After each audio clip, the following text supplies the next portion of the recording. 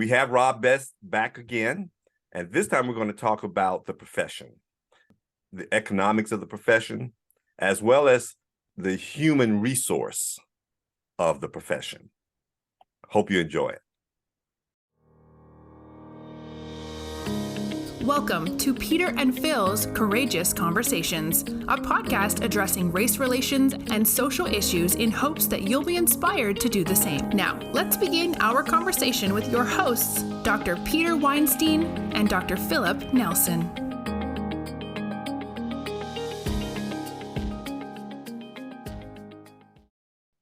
Okay, welcome back. But I want to talk about the present. And I want to talk about your involvement in the veterinary field. I know you do a lot of other things as well, but you've been a huge influencer from a leadership standpoint.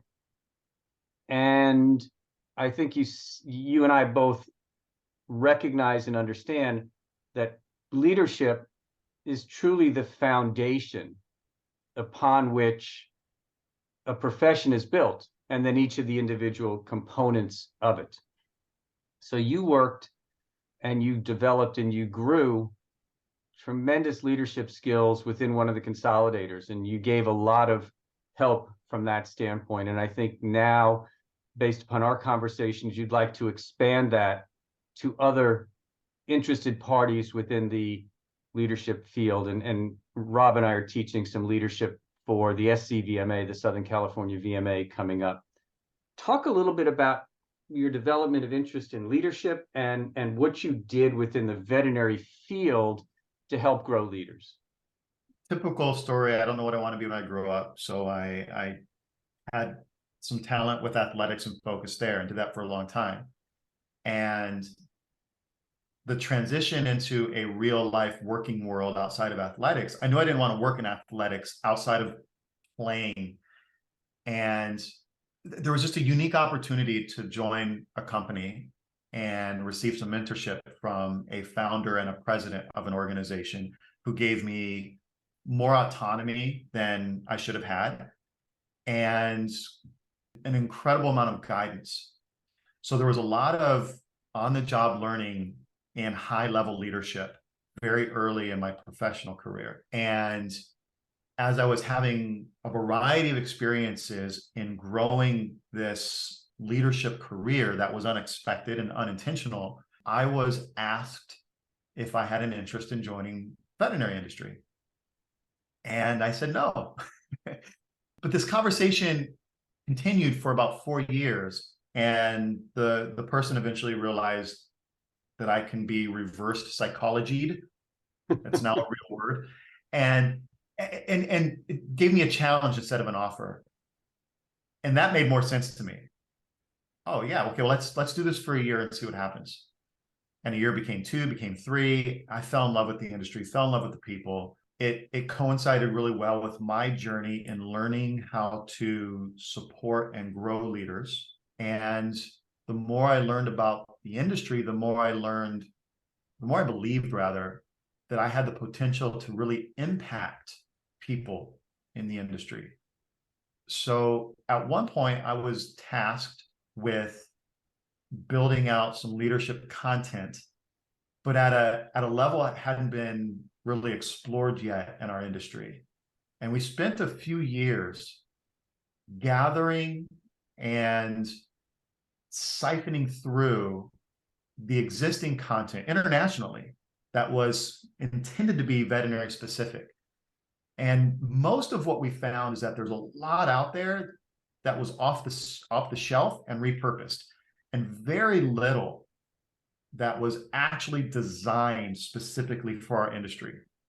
So we took all this information, plus the background I had in things like neuro leadership and reading and influencing human behavior. And at this point, it was more than 10 years of experience in the veterinary industry. So just enough to maybe understand a small portion of a language.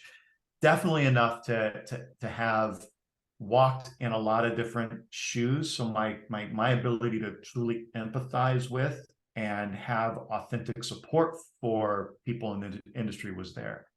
So we spent the next couple of years building material and content specific for leadership in our industry. So today, there's this library of understanding. I'm saying understanding more than just content or material, because again, it's not off the shelf. It's an ability to understand the current environment and connect the current environment with the proper tools and resources that are industry specific. And that environment, while there's consistency for our industry, burnout, ethical fatigue, compassion, all the things, there's also shifting of environments from hospital to hospital, company to company, even consolidator to consolidator, and vendor partner to vendor partner. So today, I love the fact that I've had an opportunity to have an impact with people that's positive. And because it's with leadership, it impacts the environment in a way that can help all the other people that I may not have the direct conversations with. The next step is, how do I expand that voice and that audience? And I'm beginning to do that. And thankfully, because of growing relationships like mine with you, Peter, and others in the industry, I'm finding myself in positions of opportunity to have conversations that matter. And I now have the ability to choose who to have those conversations with. The people who really understand that 100% of all of your investors are people. 100% of all of your clients are people. 100% of all of your employees are people. If you don't understand people, you don't understand business. So those hospitals and companies who get that and are ready to fully lean in to, our courageous conversation today. It's a courageous conversation to buy into the fact that I need to care about my people. I need to learn more about my people. I need to grow the resources available to support my people. Those who are willing to have the conversation and invest in their people, those are the organizations, the hospitals, and the companies that are going to have long-term successes. Doesn't mean it's going to be easy to get there. They're going to enjoy greater and longer term successes than those who don't. So that's what I'm doing today. I'm looking for those who are ready for those conversations, who are ready to assess their environment and adopt some new tools and resources. One of the tricky parts in this is we're talking about behavior, human potential, growing these human skills, establishing habit formation isn't easy, and it takes time. It's like going to the gym, right? I go to the gym for the first time today, and I look in the mirror tonight. No results. I go to the gym again tomorrow. I look in the mirror tomorrow. A week later, I still may not see results. And everybody's different. Me, Peter, you, Phil, you, the three of us can have this gym experience.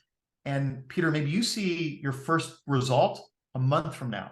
Maybe I don't see my first result until 3 months from now. Like the same with organizational development and agility for human skill is the same. It requires consistency, patience, resilience. And for those who are ready, so am I. Rob, it's amazing how certain themes keep reemerging, isn't it? The story that I shared about some of my experiences in the past and the fact that you have to kind of live in the moment and understand the investment that you're making at the moment and trust that it will pay off later, right? And sometimes you can't resolve every wrong immediately, and sometimes you have to pick and choose. I tell my students to live their lives in 5-year windows, 3 to 5 year windows. In their early career, when they first graduate from veterinary school, I urged them to focus on themselves and not feel guilty about not being able to share too much for others. Because the better they improve themselves, the more effective they will be when they start looking out and supporting others. It's just like a marriage. If you don't take care of yourself, you can't take care of your mate. Yes. So there are priorities, and there are times when you have to be selfish for the good of the cause, if you will. Yes. Right? And that's what I learned from my colleague when he said, but what do I do with my children? I'm not sure I know what to do with the county school, but I'm willing to help you. But in the meantime, what do I do with my children? Yeah. And so it's that enlightened selfishness, essentially, that we have to encourage, which I'm sure you talk about a lot in your coaching. You still got to take care of yourself. You can't just dive all in other people's problems, because essentially you get chewed up and then you're no good to anybody. Yeah. But at the same time, there is a 5-year window when it is perfect for you to start giving, when you have something to give and share. And it's up to you to determine when that's going to be. And it should be part of your plan as well. And for most of us, that's somewhere in our mid-career. You know, my contribution to society, believe it or not, was actually my children. So when I was in my child rearing years, that was critical to me, to make sure I did that as right as possible, as much for them as for society. And the lessons I learned, because I sure wasn't perfect, but the lessons that I learned, I am now ready to apply other people's children. It does take a village. And now I'm at a stage where I have a lot of skills that I've learned that I should be willing to share. And there are others just like us who can do that too. Yes. You know, by building leaders, you are influencing the future. You're touching one person who, with the right skills, might touch 10, 20, and build that subsequent group of leadership. Because really, the role of a leader is to create new leaders. Yes. And so, as a veterinarian, what I commonly tell my people who are listening to me, all 6 of them, that the coolest thing you can do as a veterinarian entrepreneur is hire a 16-year-old animal caretaker and give them the skills, the tools, the confidence, the belief, the support to become an assistant, and give them the same things to become a technician, and the same things to go to veterinary school, complete veterinary school, come back as a partner, and want to buy your business. Because that's what leaders do. And you were talking about human potential, and you were talking about human and people. And I think, unfortunately, in many cases, entrepreneurs, well, they call the oversight of people human resources. And unfortunately, they end up too often on the liability section of the balance sheet. These are people that we need to invest in, and we need to believe in, and we need to grow and nurture and throw a little fertilizer on every once in a while and let them grow. And I think that's what we as a profession, we as a people need to be focusing on going forward. I think the challenges of the last few years, the last few decades, last few millennia can be remedied by helping people become all that they can be, which may be from the military, but that's okay. I do think that we need to be investing in people, and I'm not sure we always do that. I agree, and for several reasons, and many of them are varied just depending on the hospital or the organization. Also, make sure this is in that conversation for clarity and understanding for the listeners. What we're discussing is not philosophical. This is research-based. The evidence, and it's not new either. For decades, the evidence has shown when you invest in people and you lean in through leadership and empathetic leadership and authentic leadership, the long-term business results, the spreadsheets that many people focus on day to day and will utilize for decision making, which is needed and important in certain ways. However, it cannot be the driver. The driver remains the people and your investment in people. You know, if you Google, for those who want to test out the credibility, just go Google around and look for the top determining factors for the success or failure in business today. The number one research-driven factor today, and I believe it was Harvard that started the studies. The last article I saw was in Forbes. It's the attitude of the senior most leader. It's not your ability to sell. It's not your ability to build a marketing plan. It's not your ability to predict outcomes based on spreadsheets. It's the attitude of senior leadership. And there's a consistency of, hey, we need to fix something. Let's get a senior leader in here that can really drive fast results. Well, those fast results, most of the time, there's always an exception. Most of the time, these fast results are coming by way of heavy hands. Yes. And they chew up people. They chew them up. And they may get these early, fast, needle-moving results short term. And then they move on and they get some fast results at another organization. But what did they leave behind? Long term, they've done tremendous amounts of damage most of the time. And someone else is going to be there to have to clean it up, and they find themselves in this cycle all over again. Where if you can have a little more patience and some investment, financial and emotional investment in caring for people, that evidence shows your long-term greater successes are found in this space. To the extent that the number one indicator today is simply the attitude. And again, I don't want to mislead people. It's not to say that a hospital manager, a hospital owner, a medical director can't have a bad day. We all have a day, right? We're not talking about something equivalent to watching the stock market. We're good, we're bad, we're good, we're bad. No, it's the trend over time. I would be remiss if I didn't point out that over the last 5 or 10 minutes, we've kind of presented a mixed picture, and that's the problem with the English language. You can't. It's difficult. I love the fact that Rob keeps saying, "I need to say this first. I want to make sure you understand the mosaic that we're trying to create." Peter has presented a model of small business being the primary contributor to our economy. On the other hand, we just mentioned your experience with a consolidator. And we all know how the profession looks at consolidators, and both have their strengths and weaknesses. And honestly, my personal history with small individual practices, the lack of efficiency in delivering healthcare in a given regional area, when every clinic has to have an X-ray machine and to deliver the same service. There was a time when the veterinary profession was at a plateau economically. And a lot of that had to do with the fact that the model that Peter mentioned wasn't working very well because we weren't investing in people.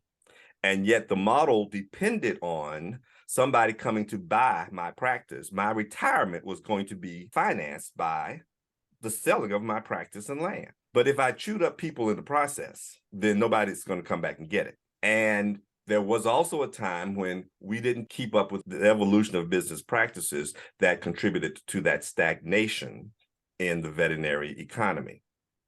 And that's what opened up the field for consolidators. Now, having said that, the treatment of personnel actually improved as a result of that move because those skills were then brought to the forefront. I just had an interesting experience. I met with a student that had just finished a rotation in an individual practice, and she used to be a technician, and she'll be graduating this year. And she mentioned how excited she was about how happy the technicians were in this practice. And she was very complimentary of how they had designated the skills of the technicians. And there was a surgery technician, and there was a radiology technician, and there was maybe I should say an imaging technician, and there was a clinical path technician. And it was clear that they had divided the duties and that they were being paid and being recognized and respected for their contribution to the practice. And that they had the esteem and the pride of delivering the service of the practice.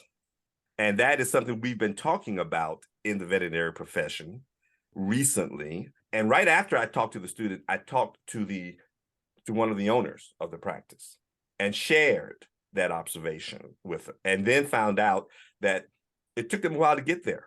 And she said, and we're still working on it, but I'm glad to hear that it's working. But we still got some glitches here and there. The point is that it's this blend.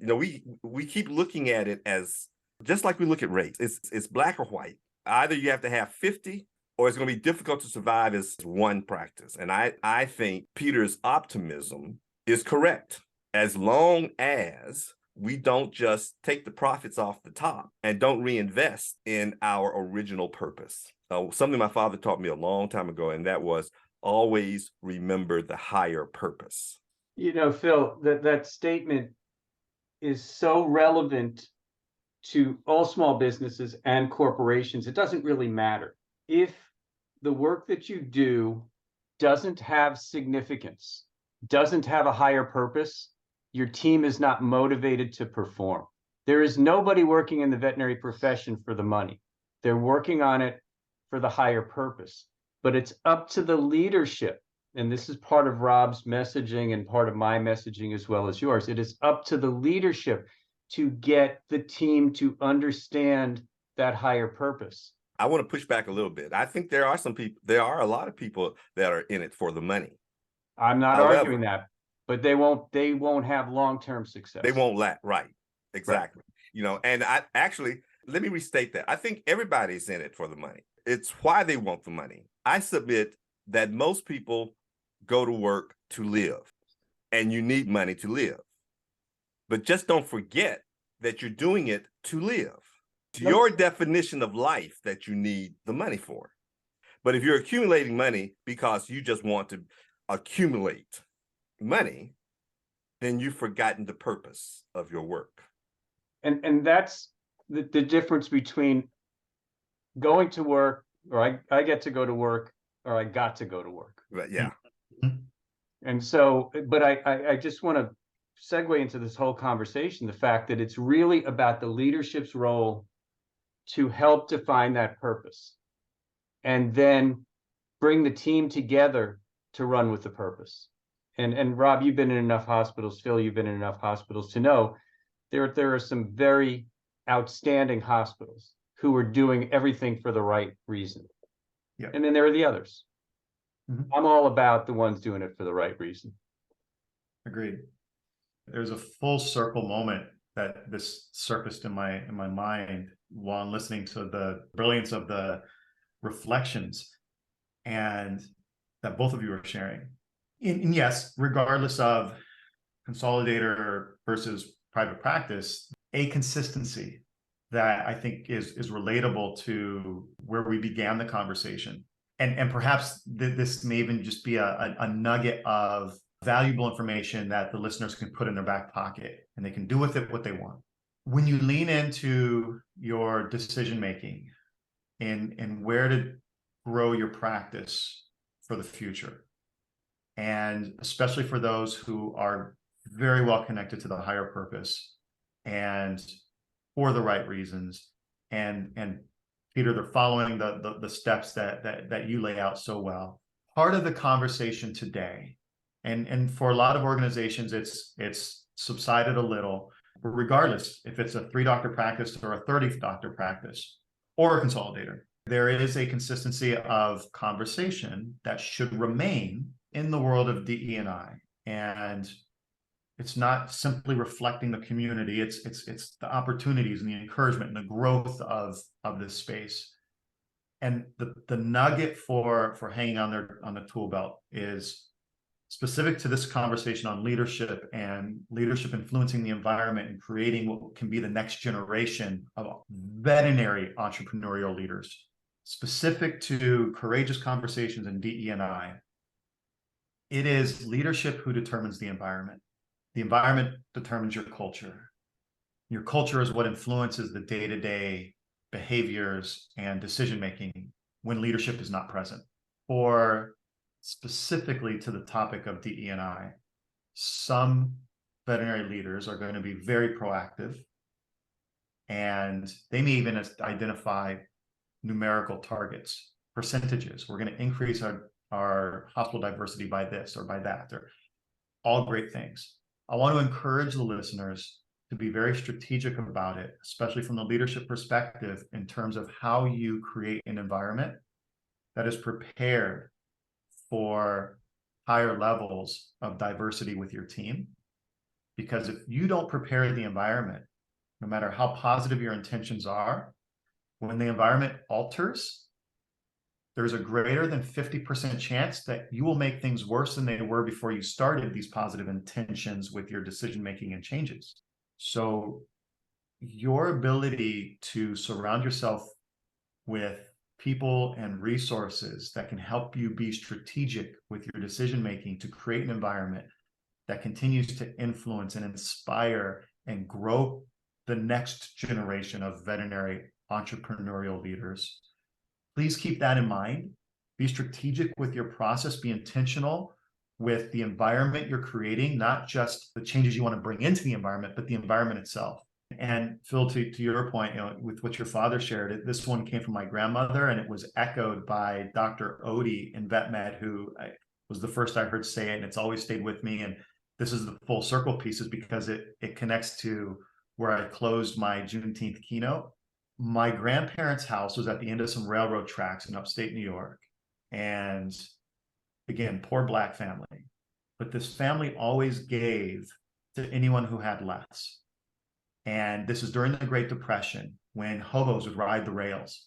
And their house sat at the end of this railroad tracks. And it became known that if you're hungry or you need a place to sleep, you can go to the best family house at the end of the tracks. They'll feed you, they'll give you a blanket, they'll give you work. You can feed the chickens, you can fix the car. I don't remember a lot about my grandmother outside of her just being super happy, and everyone felt good in her presence. And she used to sit me on her knee and tell me stories, most of which I don't remember. But there was this sense of consistency and kindness that was always projected. And Odie, Dr. Odie, he had this line in a keynote he gave to always be kinder than you feel. And it was an immediate connection to my experience in my family has been with consistency, to express and extend kindness. No matter how you feel, be more kind than you feel. And in this topic of courageous conversations and DE&I and supporting people in your practice and being strategic and having positive intentions, if I had one message to oversimplify all of it, is spread kindness. Like the higher power, the higher meaning, whatever it is you choose, do it with kindness and do it with the intent to be kinder than you feel in whatever that moment is. And when you need help in whatever it is you're going to do next, do your research and ask for the help. It's another one of those things that us in leadership, we know it's hard for us to ask others for help. Go ask, especially on these topics.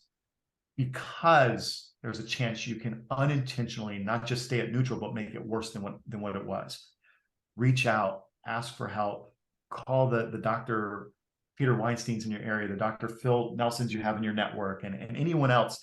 Research, Google, find people and ask for some help. Bill, I don't know if we can say anything more without screwing up this conversation. I was about to say the same thing. On that note, I think this is the end of this courageous conversation. Thank Dr. Rob Best and make sure he knows how much we appreciate his visit. And I thought this was a great conversation. I really did. Thank you, Rob. Rob, you lived up to your last name. I challenged you at the beginning, but you lived up to it. Phil, thank you very much. Rob, thank you very much to all our listeners out there. The last few hours we just spent are worth listening to a couple of different times. I think these are the podcasts that you want to hyperlink to. And I just want to thank Nationwide also for their support in allowing us to have these conversations, allowing us to share these thoughts, and allowing us to hopefully make a difference in the next generation. So thanks to all of you. And to our listeners, thanks for listening. Yeah, thank you all. Much All right. appreciation and gratitude. Thank you.